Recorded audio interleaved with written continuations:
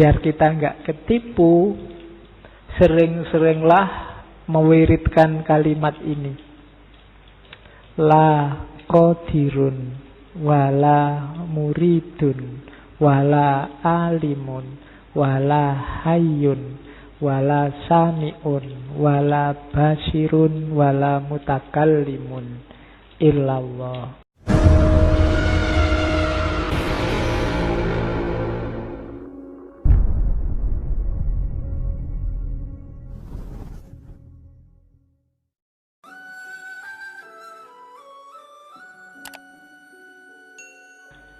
Sebelum masuk ke dunia tasawuf, ada tahapan mengenali diri. Ini nanti di Kanzul Ma'rifah.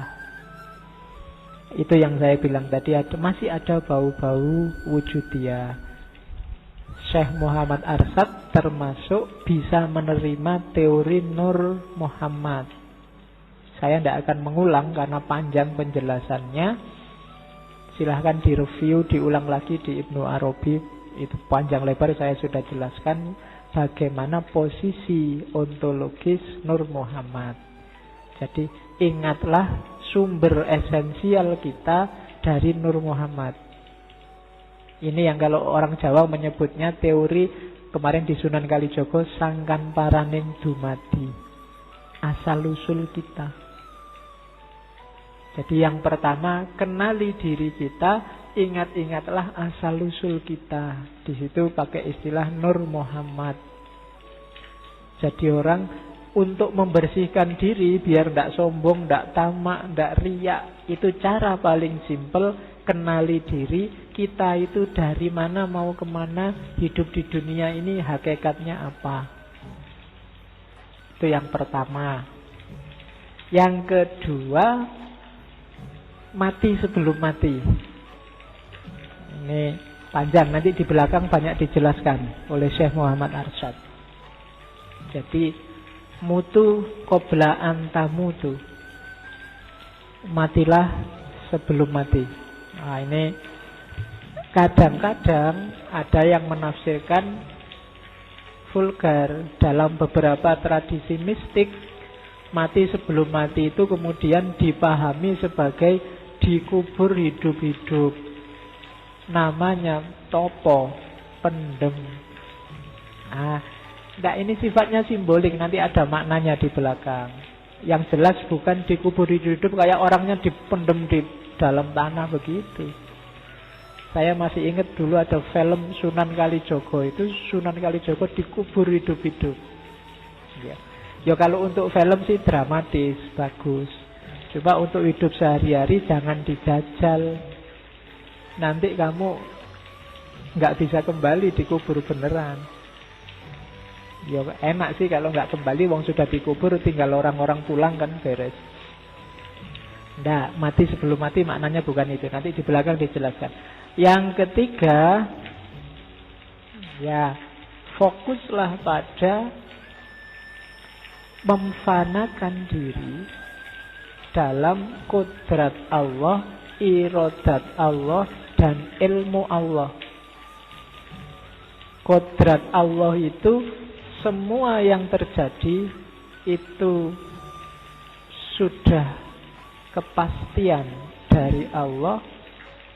Irodat Allah, segala yang kamu alami itu adalah keinginannya Allah, dan ilmu Allah sesuai pengetahuannya Allah. Jadi kita manusia itu tidak punya peran apa-apa. Itu namanya memfanakan diri. Kalau aku pinter, itu sudah kodratnya Allah, sesuai keinginannya Allah. Kalau aku sumpek juga sudah kodrat Allah, sesuai keinginan dan ilmunya Allah. Apapun yang terjadi padaku sudah kehendaknya Allah. Kalau kita bisa nyampe level ini, kita akan lebih cepat masuk ke makom fana. Kita itu tidak ada artinya apa-apa, tidak pantas sombong. Bahkan eksistensi kita hakikatnya juga tidak ada. Jadi fana fil kudrot, fana fil iradat, dan fana fi ilmillah. Jadi latihan dalam dunia sufi itu pertama wawasan kita tentang sangkan paraning dumadi yang basisnya adalah Nur Muhammad. Kemudian melatih jiwa untuk bisa mati sebelum mati beneran. Dan yang ketiga, memfanakan diri, mengekang hawa nafsu, mengekang segala hasrat, keinginan, dan qanaah bahwa segala yang terjadi itu skenarionya Allah. Orang yang nyampe level ini ndak akan marah, ndak akan kecewa, ndak akan sumpek, galau, stres. Kalau kita masih bisa sumpek, galau, stres, komplain, mengeluh, kita pasti kita belum nyampe di sini. Dan kelihatannya kita semua juga belum nyampe. Ya. Jadi kita usahakan tapi ya. Meskipun hari ini saya bilang tadi kita hidup di sekeliling orang-orang yang tiap hari marah, tiap hari komplain, tiap hari mengeluh, tiap hari tidak terima sama yang terjadi. Oke. Jadi kodrat, iradat, dan ilmu Allah. Terus dasar selanjutnya. Terus di dunia tasawuf katanya Syekh Muhammad Arsyad, jangan lupa pagernya. Biar tidak salah jalan. Markanya namanya apa? Tauhid. Tauhid itu kita sering mengartikannya dalam bahasa Indonesia mengesakan Allah. Mohon jangan keliru mengartikan esa ya. Banyak orang salah.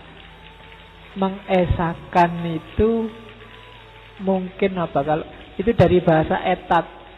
Esa beda dengan eka. Kalau eka satu.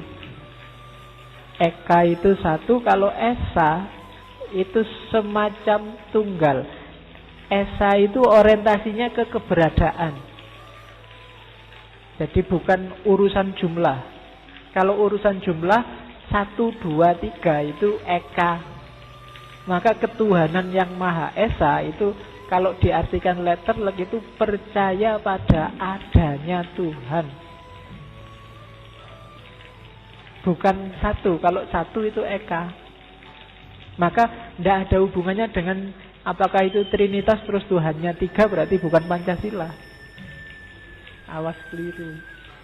Jadi esa itu semacam tunggal. Atau kalau disimbolkan pakai komputer ya 1 sama 0. Esa itu 1, lawannya 0. Lawannya apa? Tidak percaya Tuhan. Jadi tidak ada hubungannya sama jumlah. Bukan kok ketuhanan yang Maha Esa itu berarti yang Tuhannya 1, yang Tuhannya banyak itu bukan ketuhanan yang Maha Esa. Tidak berkonotasi ke situ. Kecuali pakai kata-kata eka. Kalau eka 1 memang ketuhanan yang Maha Eka. Ayo kita ganti gitu nggak apa-apa. Maha 1. Tapi enggak. Makanya pakai istilah esa. Oke. Jadi yang Trinitas seandainya punya Tuhan 3 sekalipun tidak masalah. Tetap dia percaya adanya Tuhan. Jadi orang Indonesia wajib bertuhan. Ya mungkin boleh kamu diskusikan. Kalau mempertuhankan harta gimana Pak? Mempertuhankan jabatan gimana Pak? Tidak apa-apa itu. Berarti tergolong Pancasilais. Ya. Oke. Ya bisa kamu gali. Kenapa istilahnya kok bukan Tuhan yang Maha Esa tapi ketuhanan? Kalau ketuhanan itu cuma diambil sifatnya loh. Bukan sosoknya. Nah itu diskusinya panjang lagi. Nanti lama-lama kamu kayak Habib Rizik, ganti aja Pancasila. Pindah Indonesia. Oke, terus. Jadi pagernya tasawuf, pagernya suluk kita adalah tauhid. Tauhid itu ya rumusnya simple. La ilaha illallah. Cuma itu. Dikatakan gampang, tapi dipraktekkan tidak simple. Jadi dalam hidup kita orang bertauhid itu prinsipnya cuma la ilaha illallah. Segalanya nggak ada artinya, nggak ada nilainya, nggak penting. Satu-satunya yang penting hanya Allah. Nggak boleh ada yang kita posisikan di level Allah. Kalau kita posisikan di sana, kalau dalam agama menyebutnya musyrik. Jadi pedomannya cuma ini. Ajaran apapun, ideologi apapun, kalau kamu posisikan sebagai pasti mutlak bahkan mengalahkan Allah atau posisinya setara dengan Allah, itu namanya syirik. Tidak boleh. Termasuk nanti kalau dalam sufi, jangan sampai mungkin kamu punya guru itu mengantarkanmu pada Allah. Levelnya tidak sama dengan Allah. Ajaran juga begitu, harus membantu kita semakin dekat pada Allah. Ilmu juga begitu, harus membantu kita semakin dekat sama Allah. Makanya sering saya bilang, suksesnya ngaji ini parameternya simple. Dengan ngaji ini kamu merasa makin dekat sama Allah apa enggak? Kalau enggak, Pak, gara-gara ngaji filsafat itu sekarang saya semakin tidak percaya sama Allah. Ngaji ini gagal. Wong tujuannya enggak itu sebenarnya. Segala yang bikin kamu menyimpulkan begitu, berarti dia nabrak prinsip ini. Coba kamu evaluasi lagi. Segala yang bikin kamu lebih santai melanggar keinginannya Allah, berarti semakin menjauhkanmu dari Allah. Semakin keluar dari koridor yang namanya tauhid. Jadi pagernya ini. Di tauhid saya sering bilang levelnya cuma 2. Kholik sama makhluk. Kholiknya cuma satu, Allah. Berarti selain itu semuanya makhluk. Tidak boleh ada yang diposisikan di level kholik. Apapun itu. Apakah itu tokoh, apakah itu ajaran, aliran, garis. Sekarang garis itu kan masuk istilah baru, selevel dengan mazhab, selevel dengan ideologi, selevel dengan itu. Ada Islam garis keras, ada Islam garis bengkok, ada Islam garis ya. Jadi sekarang ada istilah baru, garis. Saya tidak tahu ngaji filsafat ini garisnya apa. Ya, kamu bikin garis sendiri ya. Garis kotak-kotak apa garis bulat-bulat. Ingat-ingat, apapun yang dilakukan pagernya hanya tauhid. Jangan lupa, segala sesuatu levelnya nggak boleh ada di Allah, tapi harus bisa mengantarkanmu selangkah lebih dekat dengan Allah. Dengan ngaji saya merasa lebih dekat dengan Allah. Dengan kuliah saya merasa lebih dekat dengan Allah. Dengan pacaran, Yo pacaran yang islami lah, tidak apa-apa.